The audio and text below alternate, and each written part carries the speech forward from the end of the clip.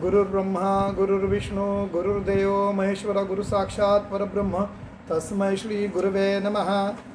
आपण पाचवा अध्यायामधल्या 52 ओव्यांपर्यंत आपण आलो होतो. तर वर्तता ऐसे तयासी,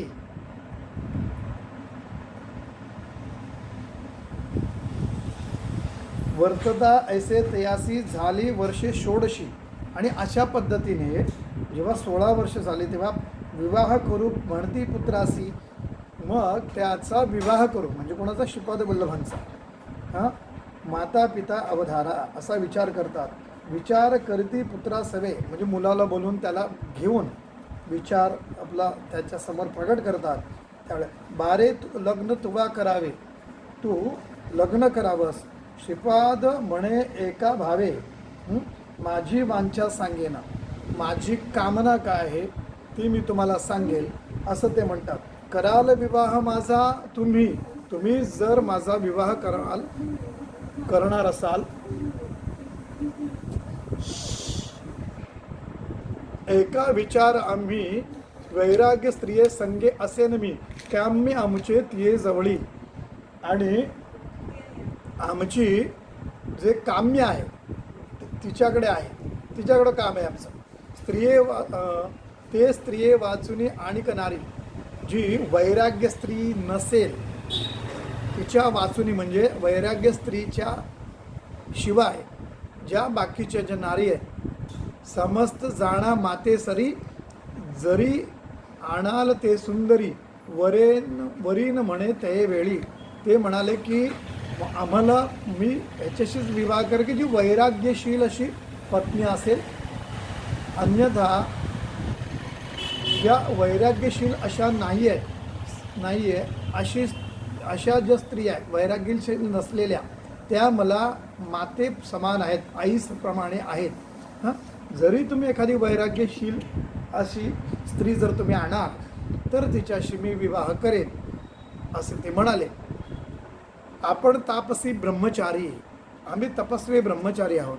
योगस्त्रिये वाचुनी नारी, योगस्त्रिये वाचुनी नारी, बोल धरा निर्धारी, श्रीपाद वल्लभ नाम, श्री वल्लभ नाम माझे. श्रीपाद वल्लभ नाम ऐसे, झाले त्रिमूर्ती कैसे. इथे ते म्हणत असे जाऊ उत्तर पंथासी. ते म्हणाले आम्ही उत्तरेला जातो. ऐकूनी पुत्राचे वचन, पुत्राचे वाक्य ऐकून आठवले पूर्वसूचना, भिक्षुके सांगितली जे खूण, सत्य झाली म्हणत असे. आणि जेव्हा श्रीपाद वल्लभ असं म्हणाले की मला उत्तर पंथामध्ये म्हणजे उत्तरेकडे जायचं आहे असं जेव्हा ते म्हणाले, आणि आम्ही तापसी आहोत म्हणजे तपस्वी आहोत, ब्रह्मचारी आहोत. आणि मग त्यावेळेला ते म्हणतात की आम्ही तपस्वी ब्रह्मचारी आहोत आणि आम्हाला कुठे जायचं आहे? उत्तर पंथाकडे म्हणजे उत्तरेकडे जायचं आहे, उत्तर दिशेकडे म्हणजे उत्तरेकडे भारताच्या. ऐकुनी पुत्राचे वचन म्हणजे पुत्राचं वाक्य ऐकून आठवले पूर्वसूचना, भिक्षुके सांगितले जी खूण, सत्य झाली म्हणत असे. आणि त्यांना ती पूर्वसूचना आठवली जी भिक्षुक रूपाने दत्त महाराज आले आणि त्यांनी जी खूण सांगितली ती त्यांना आठवली, सत्य झाली म्हणत असे. आताच या बोलासी, मोडा घालिता परियसी, विघ्न होईल तुरतेसी, म्हणून विचारती तये वेळी. आताच जर का लग्नाचं घाई करेल तर हा लगेच निघून जाईल विरोध करून. म्हणून त्याला विरोध नाही करायचा. आता विरोध म्हणजे त्याची मनस्थिती नाही, आपण म्हणतो ना की त्याची मनस्थिती नाही आहे, आता विषय काढण्यात काही अर्थ नाही. त्या पद्धतीने त्याला जर आता विरोध केला की तू जाऊ नकोस तर तो विघ्न येईल म्हणजे तो ऐकणार नाही. न म्हणावे पुत्र यासी, अवतार पुरुष तापसी, जैसे याचे वसे मानसी, तैसे करावे म्हणती दोघे. तर म्हणाले तू ऐकणार नाही. तर त्यामुळे काय करायचं की ह्याला पुत्र तरी कसा म्हणायचा? हा अवतारी पुरुष आहे आणि याच्या मनात जसं असेल तसंच करावं. निश्चय करून आपले मनी, पुत्राभिमुख जनकजननी होती आशा आम्हा लागुनी प्रतिपाळसी म्हणून या. आणि त्याला डायरेक्टली सांगितलं तसं. त्याला असं सांगितलं की बघ आमची अशी इच्छा होती की निश्चय करूनही आपल्या मनामध्ये निश्चय करूनही पुत्राभिमुख जननी त्या मुलाच्या समोर जातात श्रीपाद वल्लभांच्या. आणि होती आशा आम्हाला लागुनी ते म्हणतात आम्हाला आशा होती प्रतिपाळीसी म्हणून येतो आमचा सांभाळ करशील असं आम्हाला वाटत होतं. ऐशी म्हणे व्याकुळित डोळा निघते अश्रुपाद. आणि असं म्हणून ते व्याकुळित झाले, डोळ्यातून अश्रू वाहू लागले. माता पडली मूर्छा येऊन पडली त्यांची आई म्हणजे सुमती महाराणी. पुत्र स्नेह करून या मुलाच्या पुत्राच्या मूळ स्नेह म्हणजे पुत्राच्या वात्सल्याच्या मुळे ती मूर्छागत येऊन पडली. देखोनी मातेचे दुःख आणि आपल्या आईचे दुःख पाहून संभोखित परमपुरुष. आणि तिला तो परमपुरुष म्हणजे अवतारी पुरुष परमात्मा आहे ना तो, म्हणून तिला संभोखित म्हणजे तिला सांगू लागला. उठवून स्वस्थ देख. आणि तिला स्वतःच्या हाताने तिला उठवलं आणि अश्रुपाद पुसदस आणि तिचे डोळे पुसले. न करी चिंता अहो माते म्हणे आई तू चिंता करू नकोस. जे मागसी ते देईन तुझे. तू जे मागतेस ना ते मी तुला देईन. दृढ करून चित्ता ते आणि दृढ मन कर असं ते म्हणतात की सुखाने राहा दृढ चित्ताने. बारे तुझ करता आपण दुःख विसरले संपूर्ण. ते म्हणाले अरे तुझ्यासाठी मी संपूर्ण दुःख विसरले. कारण आधी मुलं व्हायची ती जगायची नाही आणि जी जगल्यात ती आंधळी आहेत आणि पांगळी आहेत लुळी आहेत असं ते म्हणाले. पण मी दुःख विसरले होते. रक्षसी आम्हा वृद्धा लागून दैन्या वेगळे करून. आणि ह्या दोघांकडून बाकीचे जे बाळ आहेत त्यांच्याकडून काहीच अपेक्षा नाही, कारण स्वतःला दिसत नाही आणि स्वतः लुळी पांगळी आहेत. आणि त्यावेळेला तुझ्याकडूनच अपेक्षा होत्या ना की बारे तुझं करता आपण दुःख विसरले संपूर्ण. जे दुःख होतं की बाळ अशी झालेली आहेत वगैरे आमचा कोण सांभाळ करणं म्हणून जे दुःख होतं. रक्षसी आणि जेव्हा श्रीपाद वल्लभांचा जन्म झाला त्यावेळेला मग अशा एक पल्लवीत झाली की आम्हाच्या म्हातारपणाची काठी झाली आणि आम्हाला म्हातारपणामध्ये सांभाळते. दैन्या वेगळे करून म्हणजे दुःखापासून वेगळं करून. पुत्र असते आपणा दोन पाय पांगुळ अक्षहीन त्या ते पोसिला आता कोण आम्हा कवण रक्षिल. आता त्यांची एक दुहेरी होती की मुलं जी आहेत अपंग आहेत म्हणजे एक आंधळे आणि लुळे पांगळ झालेलं बाळ आहे. तर ह्या दोघांना सुद्धा श्रीपाद वल्लभांच्या जन्मामुळे त्यांची आशा पल्लवी झाली की आम्हाला पण सांभाळेल आणि ह्या दोघांना सुद्धा तो सांभाळेल. पण आता त्यांना कोण सांभाळेल जर तू निघून जाशील तर. आणि आम्हाला कोण सांभाळेल. आम्हा कवण रक्षिल. ऐकून जननीचे वचन आईचे वाक्य ऐकून अवलोकी अमृत दृष्टी करून. आणि त्यांनी अगदी अमृत दृष्टीने त्यांच्याकडे पाहिलं. पुत्र दोघेही झाले सगुण. आणि ती अमृत दृष्टी त्यांच्यावर पडली. कोणावर. आईवर आणि सगळ्यांवर पाहिलं. आईकडे पाहिलं, वडिलांकडे पाहिलं, त्या दोन्ही भावंडांकडे पाहिलं. आणि त्याच वेळेला पुत्र दोघे झाले सगुण आले दृष्टी चरणारिक. आणि ज्याला दृष्टी नव्हती त्याला दृष्टी आली आणि जे लुळे पांगळे होते त्यांना चरणाधिक. चरण आणि आधिक म्हणजे त्यांना लुळे पांगळे होते त्यांना चरण वगैरे झालं म्हणजे थोडक्यात धडधाकट झाले. वेदशास्त्रादी व्याकरण सर्व म्हणती तक्षण दोघे येऊन लागती धरती चरण कृतार्थ झालो म्हणून या. आणि वेदशास्त्रादी व्याकरण सर्व म्हणती तक्षण त्यांना ते अवगत झालं तक्षणी. दोघे येऊन धरती चरण. ते दोन्ही श्रीपाद वल्लभांचे येऊन चरण धरतात आणि म्हणतात कृतार्थ झालो म्हणून या. कृतार्थ झालो आम्ही असं ते म्हणाले. चिंतामणीचा होता स्पर्श सुवर्ण करी लोहास तैसे महात्म्य दृष्टीने तयास योग्यता आली तत्काळी. आणि जसा चिंतामणीचा स्पर्श होतो त्याप्रमाणे चिंतामणी नावाचा एक मणी आहे की ज्याच्यामुळे सर्व चिंता हरतात अशी भावना, अशी कल्पना आहे. तर चिंतामणीचा होता स्पर्श सुवर्ण करी लोहास, आणि तो सुवर्णाला जरी स्पर्श केला तर त्याचं सोनं होतं. तैसे महात्म्य दृष्टीने ते यांचं, तसंच त्या श्रीपाद वल्लभांच्या दृष्टीने त्यांना ती योग्यता आली तत्काळी. योग्यता आली म्हणजे ते त्यांना दिसू लागलं, ते त्यांना पाय आले, हात आले, लुळे पांगळे होते तर, आणि ते धडधाकट झाले.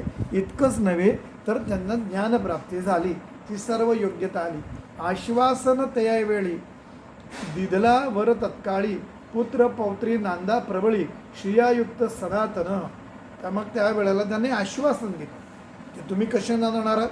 तत्काळी त्यांना वरसुद्धा दिला की तुम्ही पुत्र पौत्री म्हणजे त्या जे लुळे पांगळे वगैरे जे आहेत त्यांना, आणि ह्यांना काय म्हणाले ते पुत्र पौत्री नांदा प्रबळी, दोन्ही भावंडांना म्हणाले ते श्रियायुक्त सनातन, आणि श्रिया म्हणजे लक्ष्मी सहित तुम्ही निरंतरपणे तुम्ही नांदा म्हणजे धनधान्य समृद्धी पुत्र पौत्र हे सगळ्या हे सर्व तुम्हाला प्राप्त होईल आणि तुम्ही आनंदाने सुखाने जगा. सेवा करा जनक जननी, ते म्हणाले आई वडिलांची सेवा करा. श्रीपाद वल्लभांची शिकवण काय तर आई वडिलांची सेवा करा. ते जाताना ते तसं म्हणतायत की सेवा करा जनकजननी, पावा सुख महाज्ञानी, इह सौख्य पावने वालमुक्त हे निश्चये. ते म्हणाले तुम्ही आई वडिलांची सेवा करा आणि हे तुम्हाला ज्ञान प्राप्त झालेलं आहे त्यांच्यामुळे सुखही प्राप्त होईल, ज्ञानाचं जे सुख आहे. आणि इह म्हणजे इकडे, इथे सौख्य पावने म्हणजे या इथे पृथ्वी तलावर सौख्य पावन, आणि तुम्ही मुक्त व्हाल असे ते म्हणाले आहे. ऐसे बोलून ते असे असं सांगून त्यांना संबोधित असे मातेसी. आता त्या भावंडांना सांगितल्यावर तो मातेला सांगतो, पाहून या दोघा पुत्रासी राहता सुख पावाला. ते म्हणाले बघ हे दोन्ही तुझे आज मुलं आहेत ना, ते मुलांबरोबर तुम्ही आता राहा आणि तुम्ही सुख पावाल, त्यांनी ते तुम्हाला सुख देतील, तुम्हाला त्रास देणार नाही. पुत्र दोघे शतायुषी, ही तुझी दोन्ही मुलं आहेत ना ती शतायुषी होतील. म्हणजे शतायुषी निश्चय धरी व मानसी, तू निश्चय मनात धर ते 100 वर्ष जगणार आहे. कन्या पुत्र होतील यांची, यांना मुलं मुली होतील, तुम्ही नेत्री देखाल. अरे म्हणे तुम्ही यांना मुलं बाळ झालेली आणि ते वाढलेली तुम्ही पाहाल. अखंड लक्ष्मी यांचे घरी, आणि अखंड लक्ष्मी श्रीमंत म्हणून नांदतील. यांचे वंश परंपरी, यांच्या वंशामध्ये काय आहे की श्रीमंती असेल, ते कीर्तिवंत चराचरी, आणि ते कीर्तिवंत असतील. संपन्न होती वेदशास्त्रे, आणि वेदशास्त्र संपन्न ते असतील म्हणजे त्यांना ते अवगत असेल वेदांचं ज्ञान. आमची अवज्ञा न करिता, आता आमची आज्ञा आहे ना तर ती मोडू नका. आमची अवज्ञा न करता निरोप द्यावा आम्हा तुरिता. आता आम्हाला लगेच निरोप द्या तुम्ही. जाणे असे उत्तर पंथा, आणि आम्हाला उत्तरेकडे जायचं आहे. दीक्षा द्यावया जना, आणि जनांना अनुग्रहित करण्यासाठी मला जायचं आहे. सांगोनी माता पित्यासी, आणि आई वडिलांना असं सांगून अदृश्य झाला परियसी, आणि श्रीपाद वल्लभ हे अदृश्य झाले. पावला त्वरित पुरी काशी, आणि ते काशीला गेले. गुप्त रूपे होता तेथे, आणि गुप्त रूपाने तिथे त्यांनी वास केला. निघाला तेथून बद्रीवना, आणि तेथून श्रीपाद वल्लभ बद्रीवनामध्ये गेले. म्हणजे आता बद्री केदार वगैरे येतो ना. भेटी घेऊन नारायणा, तेथे नारायणाची भेट घेतली. अवतार असे आपणा कार्यकारण मनुष्यदेही, आणि आपल्याला कार्यकारण काय तर अनुग्रहित करण्यासाठी, कारण ती ज्ञानशाखा खंडित नाही झाली पाहिजे. ती ज्ञानशाखा खंडित होऊ नये म्हणून त्यांना दीक्षा देण्यासाठी साधूजणांना त्यांनी अवतार घेतला. अवतार असे आपणा कार्यकारण मनुष्यदेही, आणि या कारणासाठी मनुष्यदेहामध्ये अवतार घेतला. दीक्षा करावया साधूजना, दीक्षा करावया भक्तजनांना अनुग्रहित करण्यासाठी, तीर्थे हेंडणे आपणा आणि तीर्थाटन करण्यासाठी, मनोवेगे मार्गक्रमणा आणि मनोवेगाने मार्गक्रमण करण्यासाठी आले तीर्थ गोकर्णासी, आणि मनोवेगाने ते गोकर्णासी आले. आणि 19 सिद्धाचे वचन विनवी नामधारक आपण, ते परिसा शोते जन म्हणे सरस्वती गंगाधरू.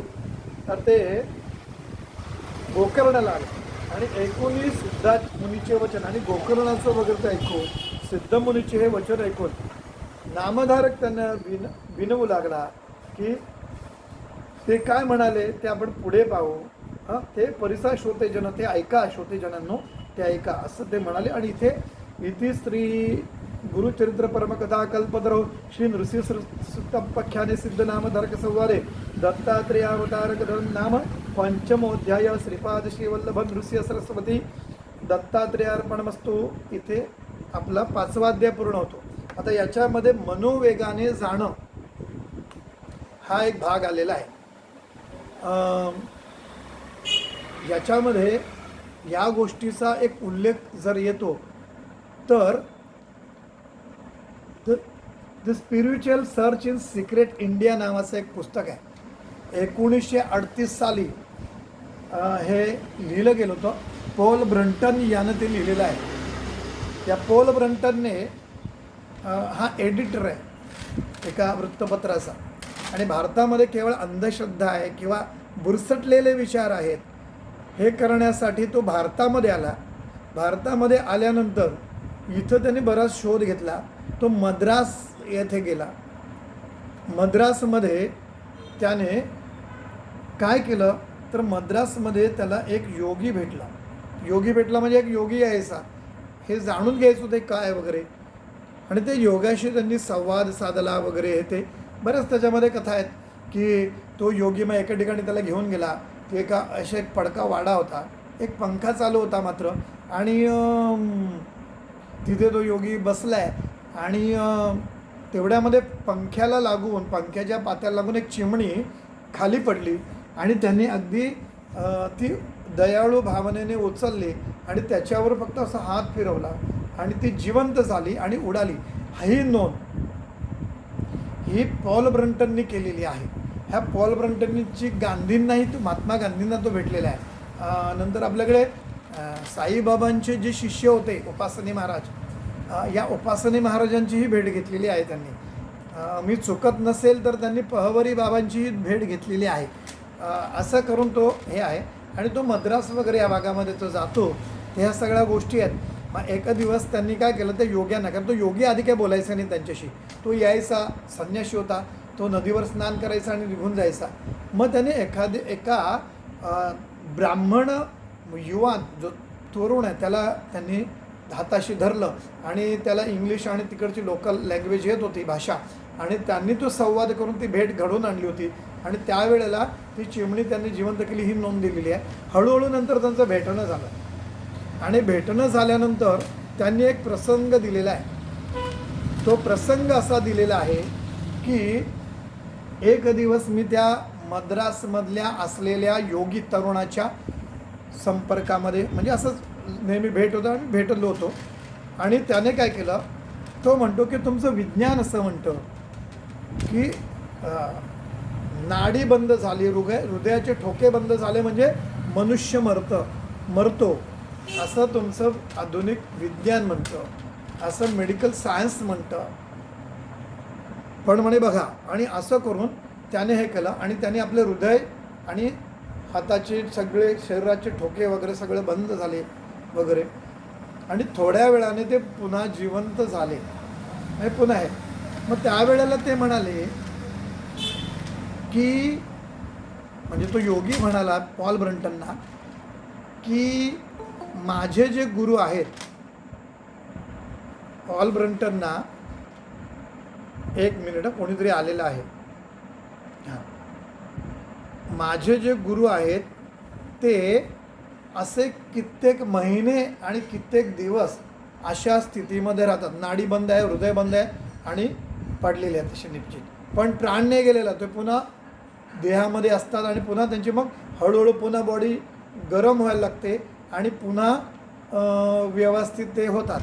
तर पॉल ब्रंटनला त्यांनी ते करून दाखवलं.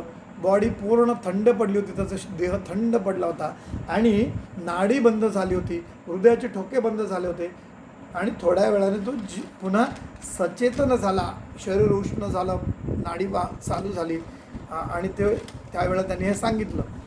तर त्यांनी सांगितलं की मग तुमचे गुरु कुठे असतात, जर इतके दिवस ते असे कित्येक महिने आणि कित्येक दिवस अशा स्थितीमध्ये बॉडी थंड पडलेली आहे आणि नाडीने चालत आणि हृदयाचे ठोके होत नाही अशा स्थितीमध्ये हे असतात. तर ते म्हणाले माझे जे गुरु असतात ते हिमालयामध्ये असतात. आता मद्रासमध्ये ही घटना आहे आणि ते हिमालयामध्ये असतात. ते म्हणाले हे मला शिकवण्यासाठी ते रोज रात्री हिमालयातून इथे येतात.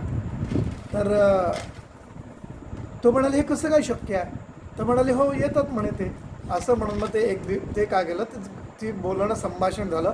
एक दिवस ते म्हणजे आणि त्या रात्री ते त्यांच्या रूमवर गेले, घरात म्हणजे ते झोपले. झोपल्यानंतर रात्री त्यांना किंवा पहाटेच्या वेळेला त्यांना असं दिसलं की कोणीतरी एक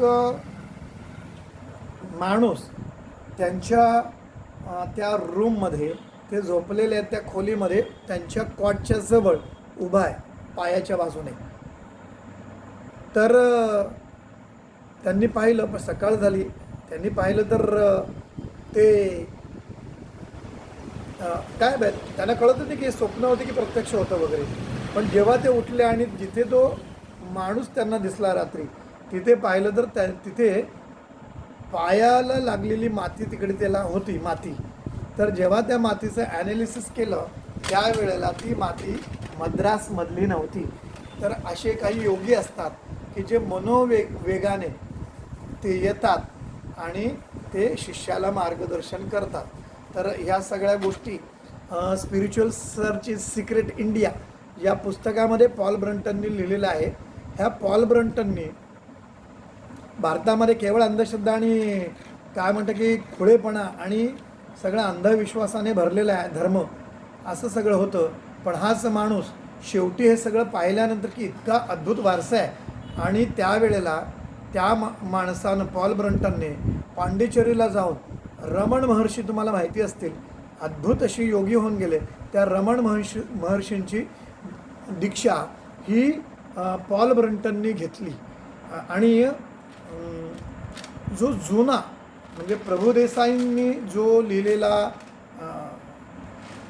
देवी कोश आहेत, ते देवी कोशाचे जे खंड आहेत त्याच्यामध्ये पालघरच्या मला कॉलेजमध्ये, कारण मी देवी कोश संपूर्ण वाचले, पालघर कॉलेजची मी बरीच अशी पुस्तकं वाचली, चिंचणी कॉलेजची जवळजवळ सगळीच लायब्ररी वाचली वगैरे. तर ज्युनियर आणि सिनियर दोन्ही कॉलेजच्या पूर्ण लायब्ररीज माझ्या झाल्या. आणि पालघरच्या लायब्ररीमध्ये असलेल्या देवी कोशमध्ये आता आहे का माहिती नाही, पण मी जेव्हा शिकत होतो, मी 2002ला मी MA ॲडमिशन घेतलं होतं, त्यावेळेला तिथल्या असलेल्या देवी कोशामध्ये त्याच्यामध्ये मला ती एक नोंद मिळाली होती पॉल ब्रंटनची. पॉल ब्रंटन असं म्हणतो की आज जगाला म्हणजे जगाला देण्यासाठी भारताकडे काहीच नाही आहे, भारत जगाला काय देऊ शकतो ते त्यावेळेला त्यांनी म्हटलं, आता नाही. तर कारण पारतंत्र्यात आहे आणि काहीच नाही. ती नोंद फक्त त्यांनी नंतर देवी कोश तयार झाले, त्याच्यामध्ये पॉल ब्रंटनचं हे वाक्य घेतलं की आज भारताला जगाला देण्यासाठी काहीच नाही आहे, पण त्यांचा जो प्राचीन ऋषीमुनींनी निर्माण केलेला जो योग आहे, जे योगशास्त्र आहे, ते मात्र आजही आणि पुढेही भविष्यात युगानुयुग हा मार्गदर्शक असा ठरेल. मला खंत वाटते की इतका उज्ज्वल वारसा ज्या देशाला मिळाला, त्या देशातले तरुण म्हणजे भारतातले तरुण आमच्या अमेरिकेचं अंधानुकरण का करतात, असं त्यांचं वाक्य आहे. आज आम्ही सगळ्या धर्मकल्पना या सगळ्या बुरसटलेला विचार म्हणून जर मानत असू तर कुठलंही नाही. कारण विवेकवाद म्हणजे काय, बुद्धिप्रामाण्य म्हणजे काय, तर विज्ञानामध्ये तुम्हाला बुद्धिप्रामाण्य ठेवायचं आहे. पण बुद्धिप्रामाण्य याचा अर्थ केवळ एखादी गोष्ट वरचेवर आम्हाला पटत नाही म्हणून ती टाकून देणं, तिला नाकारणं, हे काही बुद्धिप्रामाण्याचं किंवा विवेकवादाचं लक्षण नाही आहे. तुम्ही किंवा आपण सर्वांनी ते आपल्या बुद्धीच्या जोरावर तावून सुलाखून पाहिलं पाहिजे आणि नंतर तिचा स्वीकार केला पाहिजे. त्याचे पुरावे कुठे मिळतात, त्याच्यावर संशोधन की करता येतं का वगैरे. तर ह्या सगळ्या गोष्टी आहेत. तर अशा पद्धतीने मनोवेगाने आपल्याला हे साध्य करता येतं. तुम्ही हिमालयीन साधूंच्या सहवासात नावाचं श्री एम यांनी लिहिलेलं एक पुस्तक आहे. एम हे नावाने त्यांनी लिहिलं, पण त्यांचं नाव आहे मुमताज अली. हे मुमताज अली हैदराबादचे. ह्यांनी क्रियायोग वगैरे हे करत खूप छानपैकी हे आहेत. तर ह्यांनी एक अनुभव असाच दिलेला आहे, तो माहितीसाठी देतो तुम्हाला. ही पुस्तकं जरा मिळतात, वाचली तर वाचा. तर त्याच्यामध्ये एक दिवस त्यांना आज्ञा होते की तू आळंदीला ये. आळंदीला म्हणजे ज्ञानेश्वर माऊलींच्या इथे.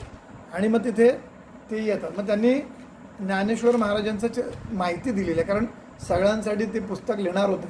तर त्यामुळे ती माहिती प्रत्येकाला असेल म्हणून त्यांनी ज्ञानेश्वर कोण वगैरे कसे ती त्यांनी दिली आहे. त्याच्यानंतर ते तिथे गेले. आळंदीला गेल्यानंतर तिथे साधना करत असताना तिथे जो अजान वृक्षाचा जो हे आहे, वृक्ष आहे, त्या तिथे 20-21 वर्षाचा तरुण त्यांना एका पाठ येते ध्यानाला बसले असताना असं ध्यानामध्ये जाताना दिसला, दाढी वगैरे. आणि त्यांना कळलं की ज्ञानेश्वर माऊली आहेत. त्यांनी ज्ञानेश्वर माऊली का असं केलं, ते फक्त हसले वगैरे आणि फक्त एक निरोप दिला की तुझे गुरु तुझे शिर्डीला वाट पाहत आहेत. मग ते शिर्डीला गेले. ही गोष्ट काहीतरी 60-64ची आहे. आणि ती शिर्डीला गेले. त्यावेळेला शिर्डीलाचं वर्णन करता म्हणजे की अगदी आजचं शिर्डी आणि 1960-64चं शिर्डी किती फरक असेल. तर त्यावेळेला ते लेंडी बाग वगैरे ते विहीर आहे त्या वगैरे आणि तो भाग सगळं त्याचं वर्णन केलं आहे. आणि त्यावेळेला शिर्डीची संपूर्ण लाईट गेली होती. ते म्हणतात की आम्ही जेव्हा गेलो होतो त्यावेळेस साईबाबांच्या त्या मंदिराला कुलूप लावलं होतं वगैरे. आणि गुरु आणि मी होतो, त्यांचे गुरु होते आणि ते होते. तर म्हणाले आता कसं काय जायचं वगैरे ते. तर ते म्हणाले की मुमताज अलींना ते म्हणाले की तू डोळे बंद कर आणि हात पकड. हात पकडल्यानंतर ते म्हणतात की आम्ही पुढे चालत राहिलो आणि मध्ये डोळे उघडायला सांगितले नव्हते आणि एका पातळ अशा पडद्यामधून आम्ही जातोय असं मला जाणवलं. आणि मध्ये आल्यानंतर माझे गुरु म्हणाले की आता डोळे उघड. डोळे उघडल्यानंतर मी पाहिलं तर आम्ही मंदिराच्या मध्ये होतो, साईबाबांची मूर्ती समोर होती. तर ह्या सगळ्या गोष्टी त्या पातळीवर घडतात.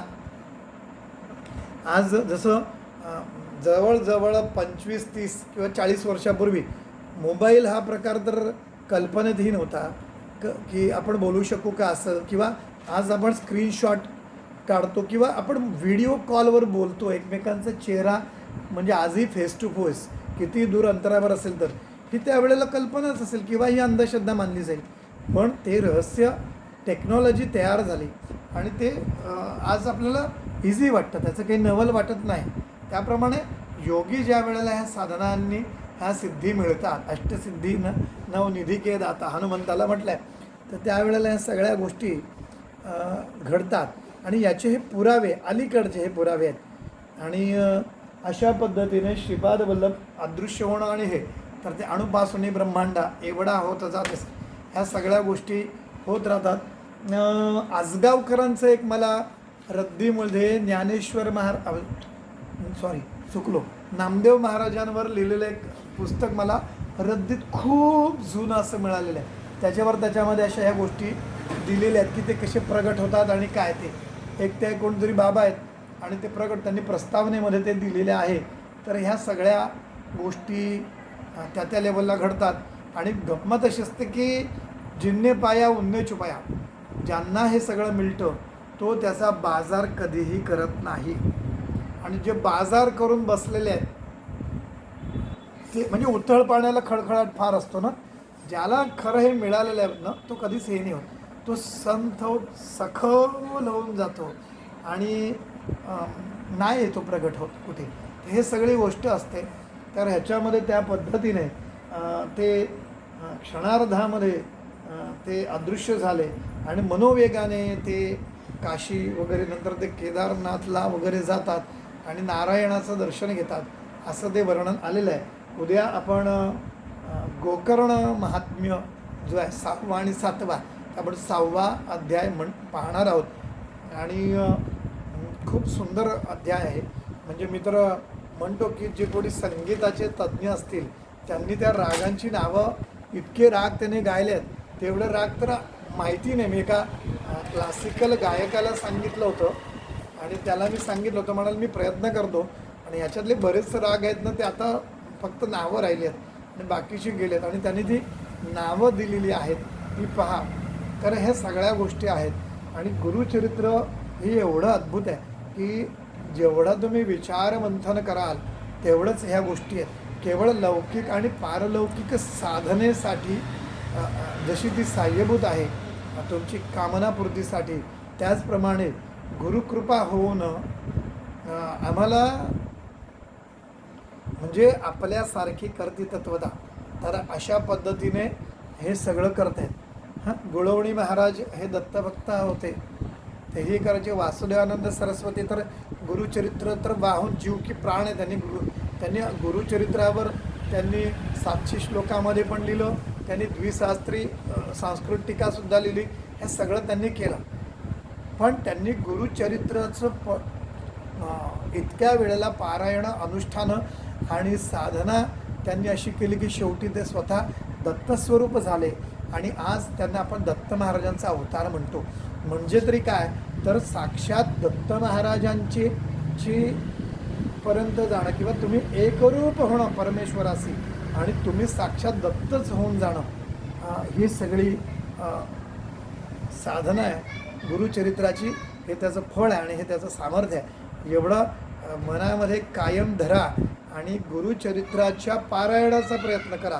गुरुचरित्र असं आपण म्हणतो ना की सकाळी चहा नाही घेतला ना चला दिवस खराब जातो, हे सगळं म्हणतात की नाही. पण असं कधी म्हणता का की अरे गुरुचरित्राचं एक पान का, काही जण म्हणतात अरे पेपर नाही आला का, पेपर नाही आला का. मागची पिढी, आता म्हणतच मी का आता वाचनच सोडलेलं आहे, तर पेपर नाही आला तर ते असे हे होतात. म्हणजे माझे वडील पेपर नाही आला अजून, तर काहीतरी चुकल्यासारखं होतं. तर अशी आपली भावना झाली पाहिजे की गुरुचरित्राचा मी आज एक अध्याय नाही वाचला, काहीतरी राहून गेलेला आहे ना. तर ही जेव्हा दृढता येईल, उपासनेशी दृढ चालवावे, हे जी आज्ञा आहे समर्थांची ती याच्यासाठी आहे. ते दृढपणे तुम्ही हे जर केलं तर निश्चय फक्त हे करा की गुरुचरित्र तुम्हाला काय काय प्राप्त करून देऊ शकतं हे तुम्ही करा. फक्त हे प्राप्त झाल्यानंतर मात्र आपण उन्मत्त होऊ नये आणि आपण आपल्याला मिळालेल्या सिद्धीचा, ज्ञानाचा धंदा करू नये, एवढं मात्र लक्षात ठेवावं. कारण ज्यानं दिलेलं आहे ना तो ते काढूनही घेऊ शकतो, ते सामर्थ्य त्याचं आहे. तर त्यामुळे हे करा, कारण हे धंद्यामध्ये आपली घसरण आहे, हे लक्षात ठेवायचं. आज आपण इथंच थांबूया. मला काही जणांनी असं सांगितलं होतं की 1-1 तास होतं तर ते कंटाळ येतो वगैरे. आता त्याच्यामध्ये आवड नसते तर होतं, आता ज्याला आवड असते तर 1-1 काय 2-2 सिरियल, ही संपली का ती सिरियल पण पाहण्यासाठी आपण उत्सुक असतो. पण काय असतं की स्वतःच्या कलेने घ्यावं लागतं. त्यामुळे आज मी असं ठरवलं की आपण अर्धा तासाचंच जर निरूपण झालं तर होईल, फक्त वेळ जाईल. पण असा एक निर्णय आपण घेतोय. अवधूत चिंतन श्री गुरुदेव दत्त, श्री स्वामी समर्थ महाराज की जय.